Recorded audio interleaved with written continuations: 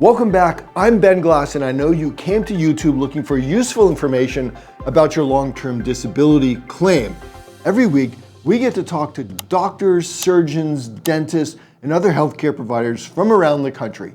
In part, this is because of our authorship at the White Coat Investor website, and in part because of speaking gigs that I get invited to speak at, such as the American College of Endodontists national meeting where I get to go and talk about disability. Recently, a surgeon out of the Midwest wanted to know if he could treat himself and would that suffice to prove his long-term disability claim. And the answer to that question is no. Every long-term disability insurance policy requires you to be under the regular care of a physician, and when you look in the definition side of these policies, it always says, and that can't be you. And in fact, it can't be a family member. Remember, these long-term disability insurance companies are looking for objective, scientific proof that you've got a condition, a sickness or an illness that prevents you from performing your occupational duties. This has to be proven in the medical records. The more scientifically based and objective the medical records are, greater the likelihood that you are going to be paid on your long-term disability claim. Now, here's two big mistakes that I see doctors and other healthcare providers make. First mistake is they go and get treated by their friends, and they do it without creating any sort of a record. So there's no billing record, there's no really good healthcare medical record.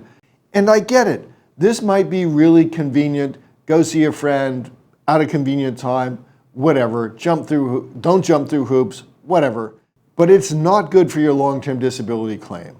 The claims adjuster is going to be looking for official medical records with official diagnoses, oftentimes looking even at the insurance billing for the record to make sure that what you're sending them is on the up and up. So even if you've got a great friend who's an expert, make sure you go through proper channels, pay for the visit, and get proper medical records made. The other mistake I see made, and it also has to do with seeing your friends, is not seeing the right specialist. Look, if you have a condition that typically requires a specialist care, go and see the very best medical specialist in your area and get treatment. Yes, oftentimes a general practitioner's records will be sufficient, but we're trying to help you bulletproof your claim. So just to review, no, you can't be the doctor that signs off on your own long-term disability claim.